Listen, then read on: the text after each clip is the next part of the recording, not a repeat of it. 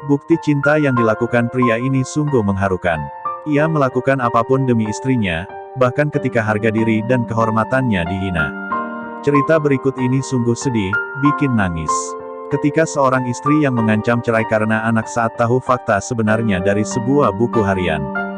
Berikut ceritanya yang dilansir Kisah Hikmah. 4 tahun sudah keduanya menikah. Namun pasangan suami istri itu belum juga dikaruniai buah hati. Mulanya mereka tidak merasa ada masalah. Namun saat terdengar bisik-bisik tetangga, sang istri mulai resah. Kok belum punya anak ya mereka? Yang punya masalah suami atau istri? Kalimat-kalimat itu sampai juga di telinga mereka. Akhirnya suami istri itu pergi ke dokter.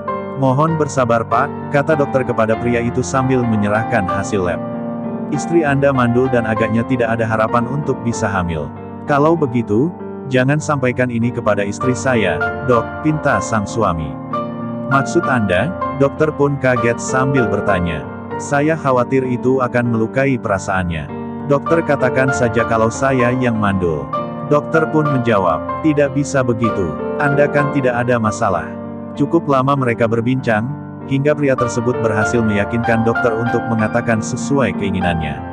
Entah bagaimana ceritanya, tetangga-tetangga yang dulu bertanya siapa di antara suami istri itu yang bermasalah akhirnya mendengar bahwa pria itu mandul. Kabar itu juga sampai kepada kerabat mereka. Kasak-kusuk pun semakin kencang. Meski demikian, rumah tangga keduanya masih bertahan. Hingga suatu hari, 5 tahun setelah hasil lab itu, wanita itu tak dapat lagi bersabar. 9 tahun sudah kita berkeluarga, dan selama itu aku dapat bersabar. Sampai-sampai para tetangga kasihan melihatku dan mengatakan, kasihan yang wanita solihah itu. Ia telah bersabar hidup bertahun-tahun dengan suaminya yang mandul. Terus terang, aku ingin menggendong anak, mengasuh dan membesarkannya. Kini aku tak dapat lagi memperpanjang kesabaranku. Tolong ceraikan aku agar aku bisa menikah dengan laki-laki lain dan mendapat anak darinya, kata sang istri kepada suaminya. Sang suami dengan sabar mendengar tuntutan itu sambil menasehatinya. Ini ujian dari Tuhan sayang kita perlu bersabar. Mendengar nasihat tersebut, emosi istri sedikit mereda. Baiklah, aku akan bersabar. Tapi hanya 1 tahun. Jika berlalu masa itu dan kau tidak juga memberiku keturunan, ceraikan saja aku. Selang beberapa hari, tiba-tiba wanita itu jatuh sakit. Hasil lab menunjukkan, ia mengalami gagal ginjal. Ini semua gara-gara kamu, kata wanita itu kepada suaminya yang saat itu menungguinya di rumah sakit. Baca selanjutnya, bantuan kuota Kemendikbud September tahun 2021 segera cair. Cek jadwal kuota Kemendikbud Oktober tahun 2021. X. Mendengar nasihat tersebut, emosi istri sedikit mereda. Baiklah, aku akan bersabar. Tapi hanya 1 tahun. Jika berlalu masa itu dan kau tidak juga memberiku keturunan, ceraikan saja aku. Selang beberapa hari, tiba-tiba wanita itu jatuh sakit. Hasil lab menunjukkan, ia mengalami gagal ginjal.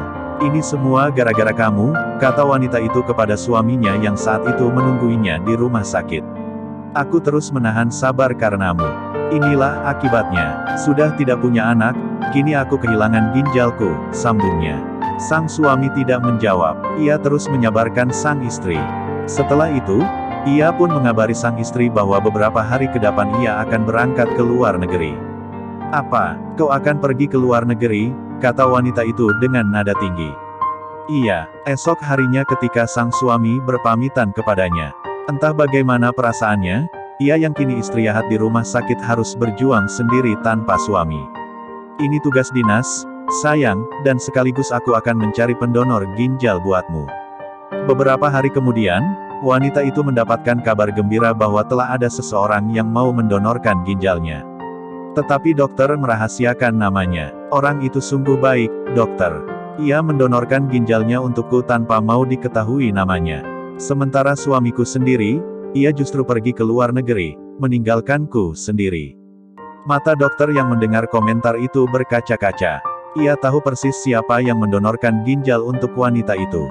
Dengan izin Tuhan, operasi berhasil dengan baik. Wanita itu sembuh. Dan yang lebih menakjubkan, tak lama kemudian ia hamil, lalu melahirkan seorang bayi yang lucu. Ucapan selamat datang dari kerabat dan tetangga. Kini bisik-bisik itu telah selesai. Dan kehidupan rumah tangga keduanya pun normal kembali. Suatu hari saat sang suami dinas luar, tak sengaja wanita itu menemukan buku harian suaminya di atas meja. Mungkin karena terburu-buru, sang suami itu lupa menyimpannya seperti biasa. Betapa terkejutnya wanita itu membaca halaman demi halaman episode rumah tangga yang selama ini tak diketahuinya. Bahwa ternyata yang mandul adalah dirinya.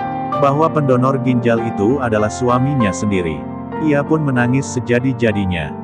Hampir pingsan ia menyadari kekeliruannya selama ini. Ia yang tak tahan dan ingin minta cerai, padahal suaminya lah manusia paling sabar yang ia temui.